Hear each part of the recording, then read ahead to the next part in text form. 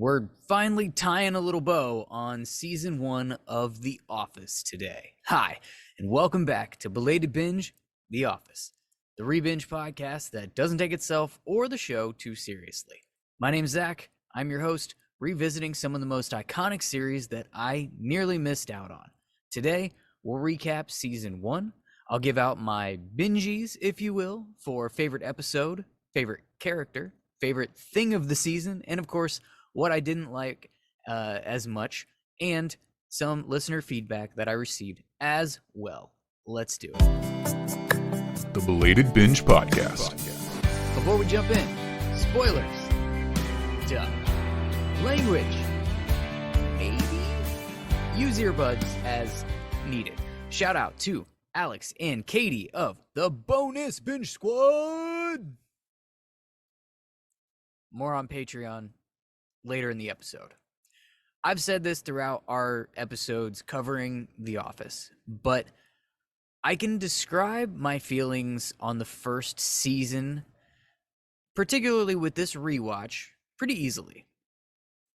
I never really liked season 1 the first time I watched the series, or the first 4 times I tried to watch the series might be more accurate in that depiction, but I enjoyed it a lot more this time around. And I think it's probably because I'm familiar with the characters at this point. I've only watched the series through front to back one time. I've seen some episodes dispersed intermittently throughout my life since then. But as far as a full rewatch, this is only my second time going for it. And it's the first time that I'm watching the superfan editions of these episodes. But because it is a rewatch, I am familiar with the characters. I'm familiar with their general arcs that we see throughout the series, and I get the humor of the show. So now I can actually go back and appreciate the cringe, I guess, from some of the early episodes more than I did when I watched them the first time before I got it. You know, there's always that Office there is a little bit of a thing with The Office and its massive fan base and those that are die-hard Office fans that are, might have a little bit of you don't really get it, do you, kind of thing to them. Maybe I'm just projecting myself onto other people. That's possible. I enjoyed season 1 more than the first go-round or any of my first attempts. Still don't love season 1. But, it was far more enjoyable this time. My next point in my rewatch experience with season 1 is that my memory for this show is really bad. Every episode, when I did my super fan or super fraud segment, I felt basically clueless. If you're new, as I mentioned, I've only watched it through once and I've never seen the superfan episodes. So when I'm watching these superfan editions, I try to spot and pick out what was extra, whatever deleted scene got left in, if something seemed like it was extended, that kind of thing. And I'm pretty sure that I'm terrible at it.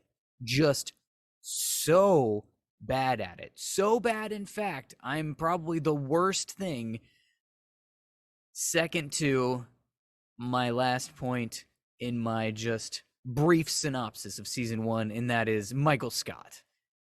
He's the worst. Season 1 Michael Scott is awful. Just awful. And that's pretty much it. It's a really short season, apparently because the network wasn't sure if the show was actually going to last or if it was going to just go kaput. Where have I heard that before? Oh, the episode that I recorded with Juliana from Into the Fold and MuggleNet and a whole bunch of other things for the Harry Potter binge. we talked about Fantastic Beasts recently. If you didn't hear that episode, definitely worth listening to or watching if you are a YouTube viewer. But she was the one who described Fantastic Beasts as going kaput. And I think I have now officially adopted it into my vocabulary unintentionally because I just said it. Anyways, The Office didn't end up going kaput, obviously. It became one of like the biggest streaming shows ever. So, but way back when in season one, the big wig executives, they were, I guess, only greenlighting a couple episodes at a time or something. And then I think it got picked up for season two, I think, in spurts as well. Like I think they I'm not totally sure on this. I think I heard it on, oh, I'm gonna mess it up. I'm gonna mess it up. I'm gonna mess it up. I'm gonna mess it up. I've listened to episodes of both Office Ladies as well as Off the Beat.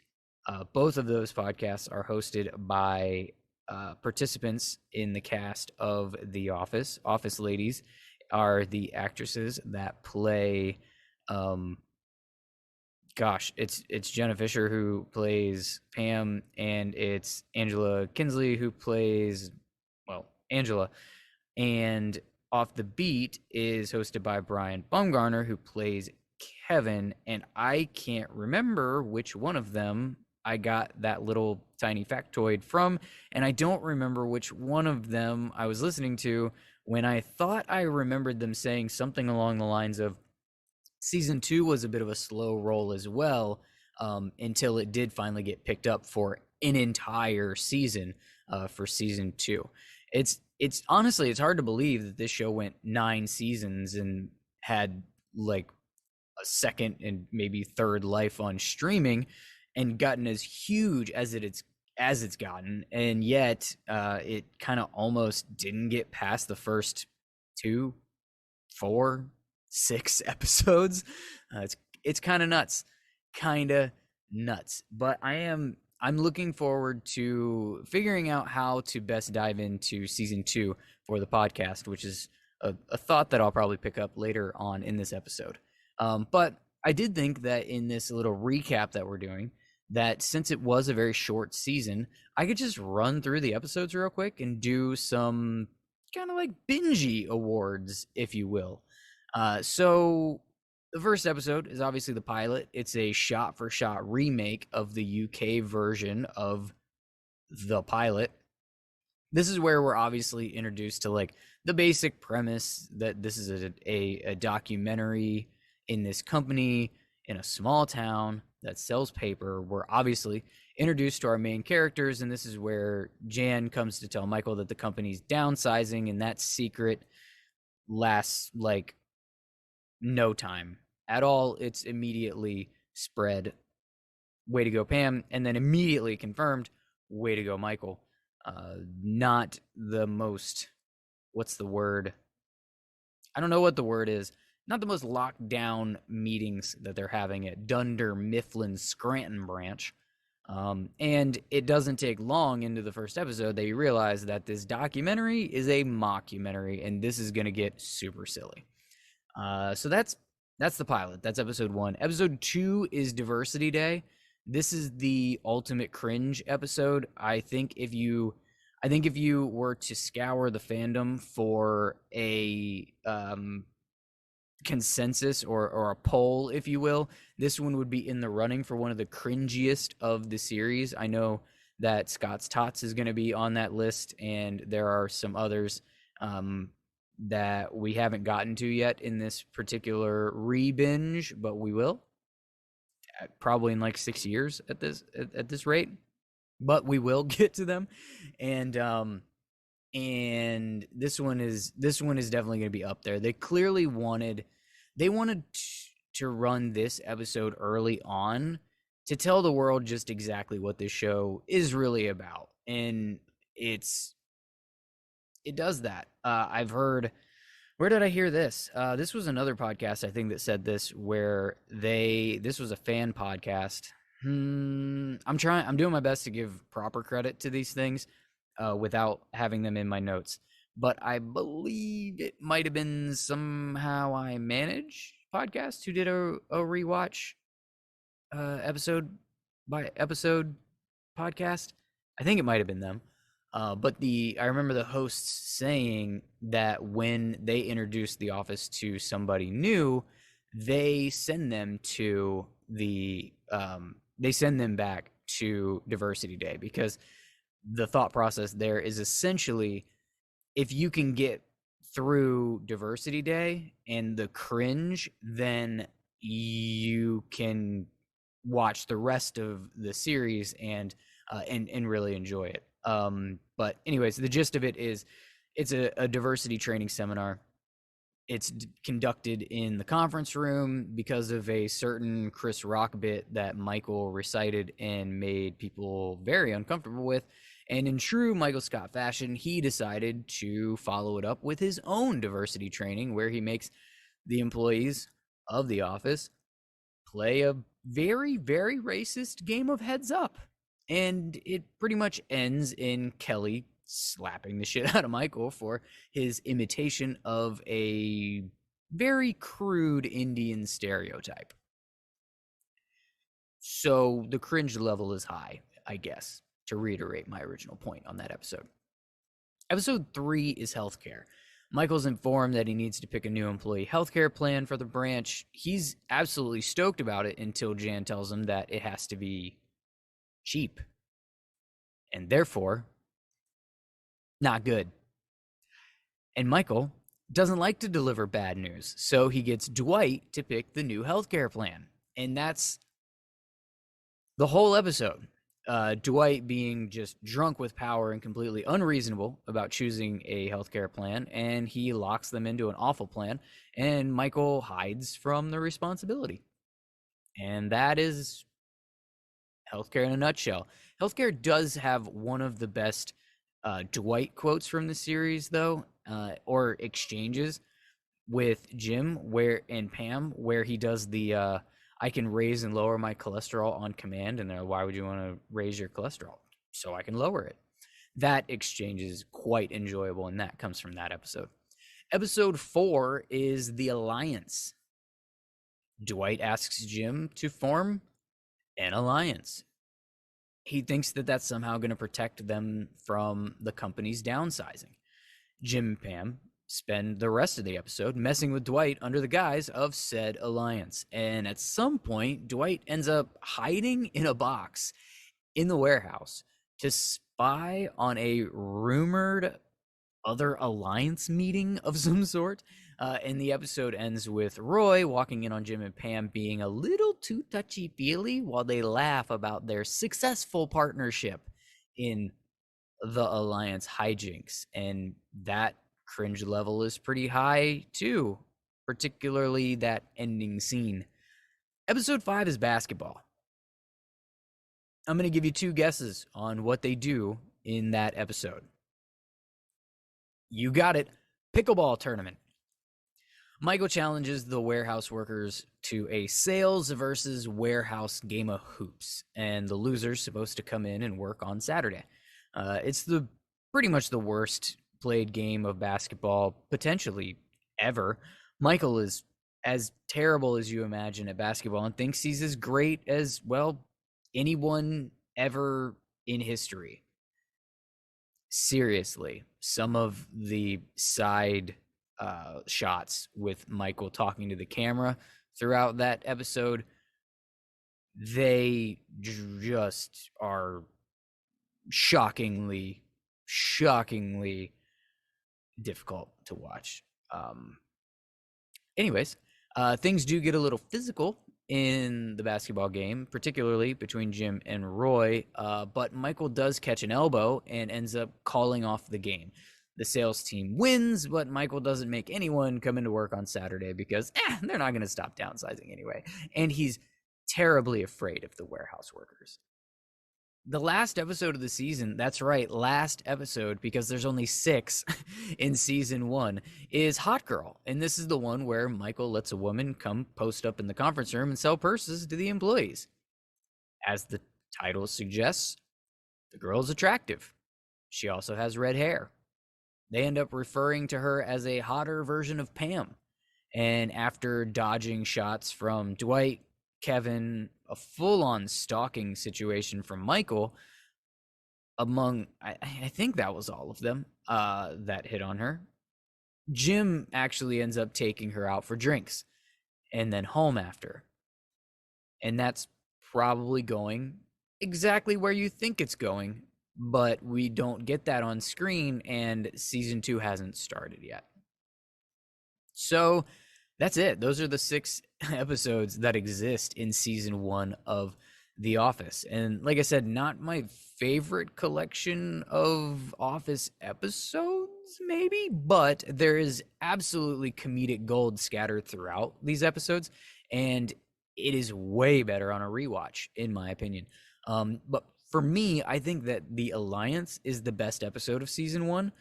It has everything that I want from this show, particularly in an early kind of introductory version or episode of the show. It's got Jim and Pam pranks just out the wazoo, and that is a component of the show that I particularly gravitate towards. I'm here for the Jim and Pam with the romance stuff, I guess. But that's not. I don't. That doesn't matter so much to me until like way later. I think in the series, but I'm here for it. I like those two together, but I particularly like their relationship within the office and what they mean with each other, to be that like kind of that yin and yang of just hijinks and just office fun, levity, bringing some joy to the episodes. A lot of what makes this a mockumentary is them. It's not just, the show isn't just Michael being the idiot boss and Dwight being the completely unrealistic, oh my gosh, like I'm not like kind of character. But these two are, you believe that they could be real people that despite how little work they actually get done in the office. But I'm really here for, I really enjoy that part of their relationship and of these episodes, with when it's a heavy Jim and Pam playing some jokes and tricks.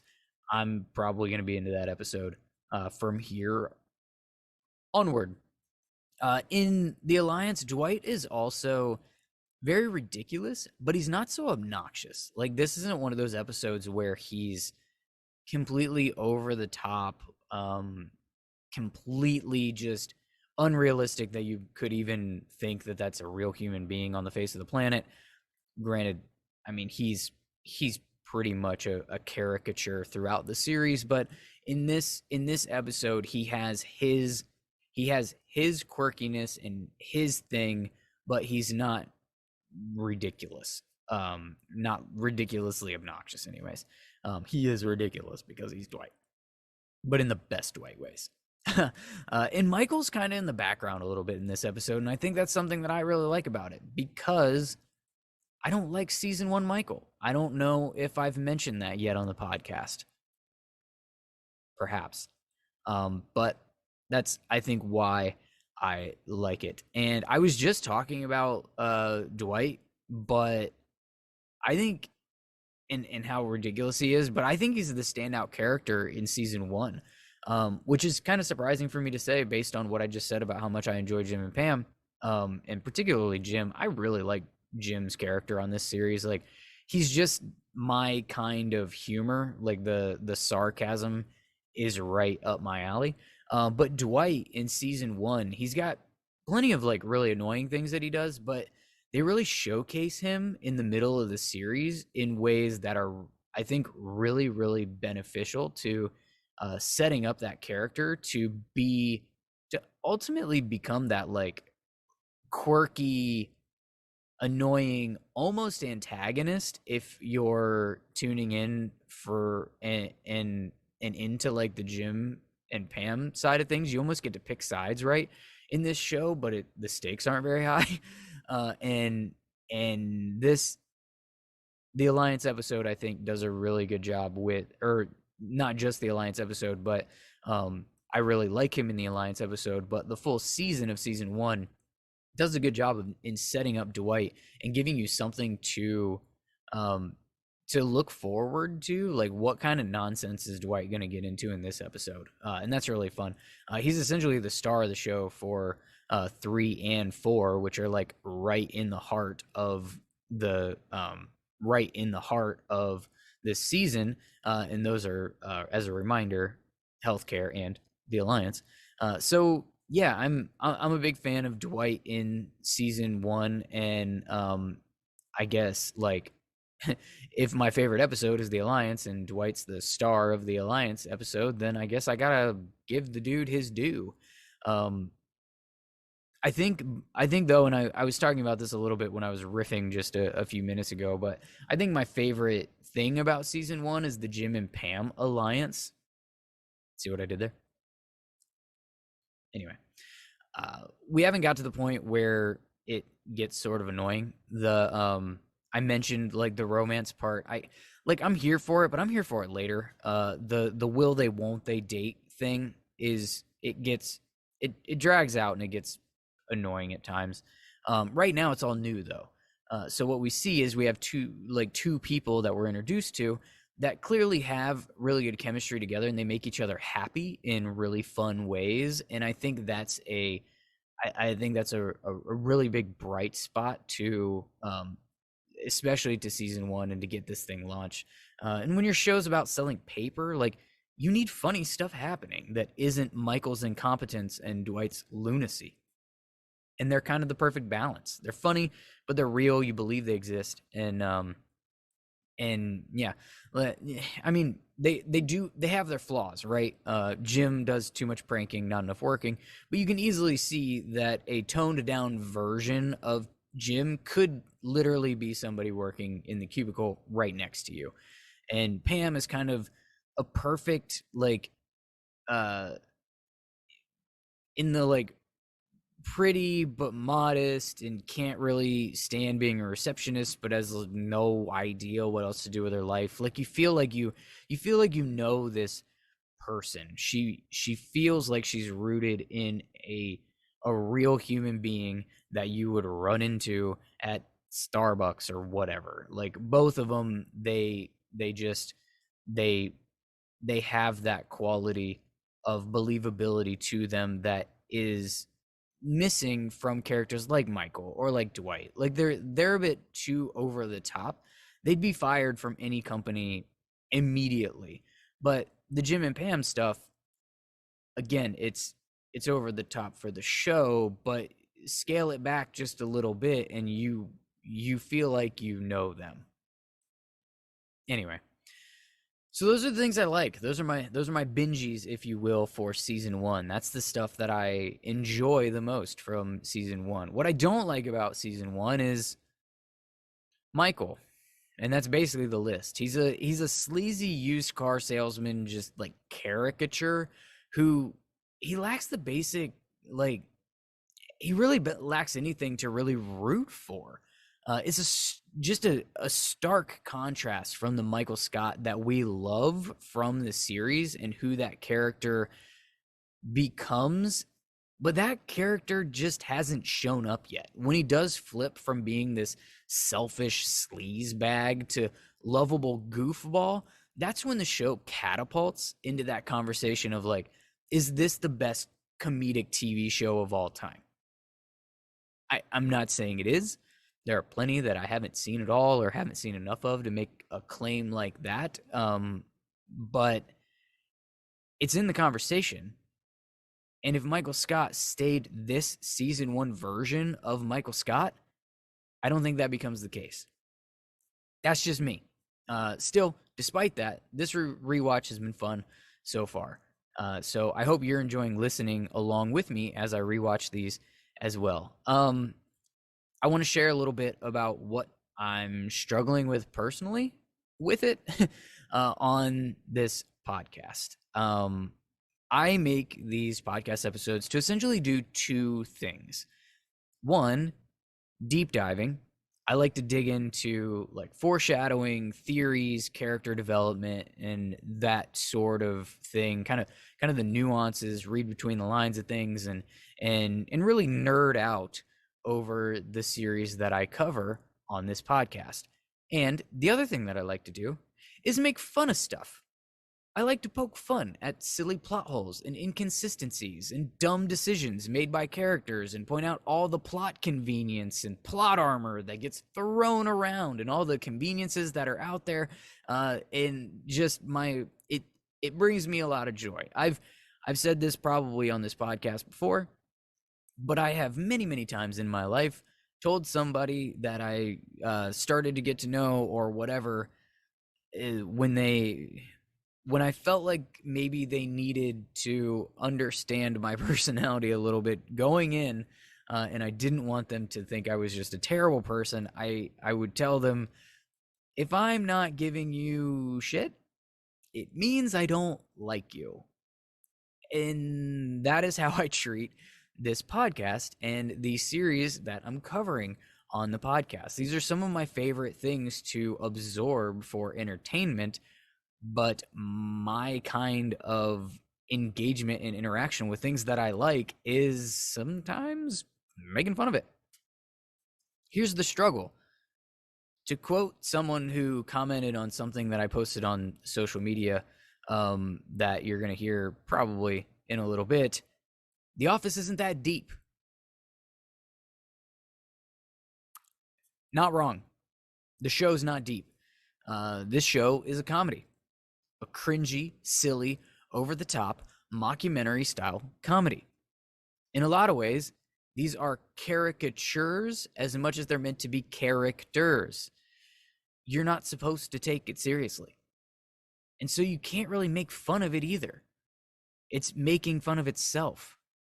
So I find myself recapping the episodes and providing some super thorough analysis oftentimes, like, this is funny. And I guess I'm saying this to say that I'm having a harder time getting my footing for the podcast with The Office as opposed to Harry Potter and Sons of Anarchy. Those two, I feel like, while I'm still evolving and developing in a lot of ways, I feel like those two, I feel pretty comfortable in approaching them, and I feel pretty fulfilled in the content that I'm able to create with them. And I think it's just going to keep getting better as I go with them, and as I continue to, weave in some new ideas and new concepts and stuff like that. They can the ball can continue rolling with those, and I feel like I can do that well. The Office, I'm having a harder time with it because what I do with the other two may not be as enjoyable here for you to listen to. So I say that to say that I might be trying some different things in season 2 to just kind of find the footing a little bit for The Office, and figure out how to be as entertaining for you on this rewatch podcast as I possibly can be.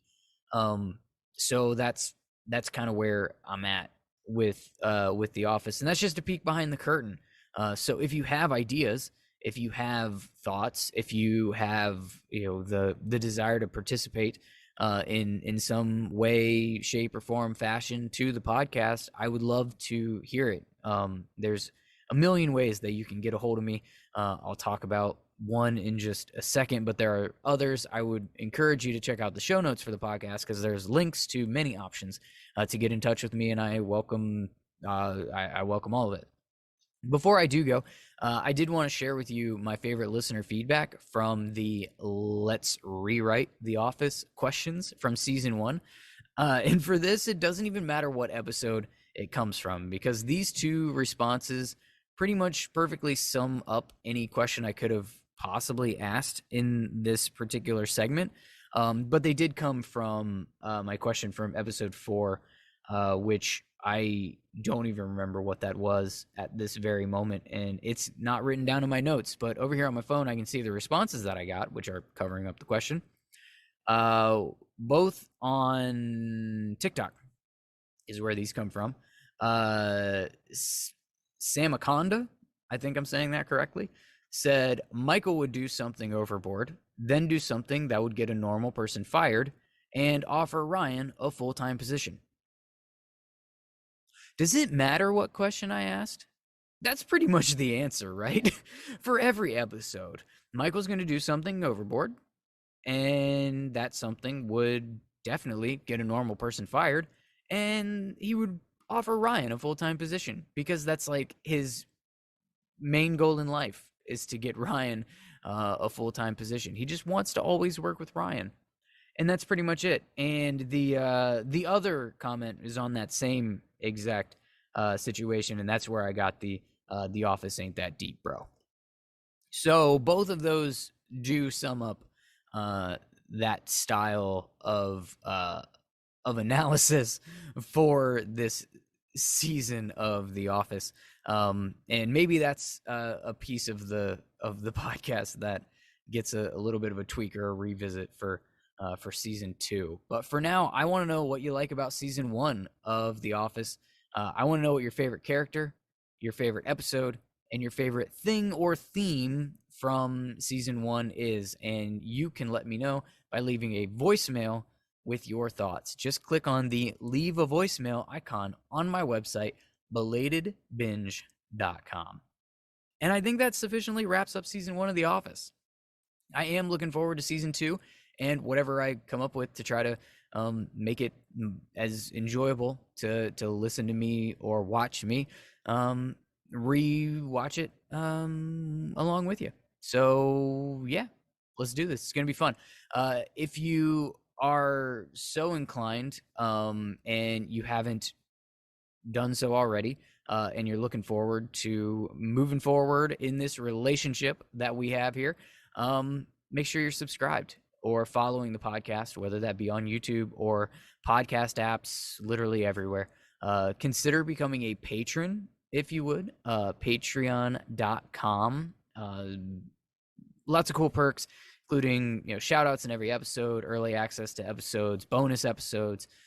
Currently I am sharing some like fan fiction that I wrote as a sequel to Sons of Anarchy. I'm doing like 11 chapters in a like audiobook format style that I'm releasing on Patreon as soon as I get them read and edited and churned out. They're available there, as well as all the other bonus episodes that I've done for any 3 of the binges that I have going on at this moment. And make sure to tell all your friends how cool they'd be too if they were listening or watching Belated Binge, The Office.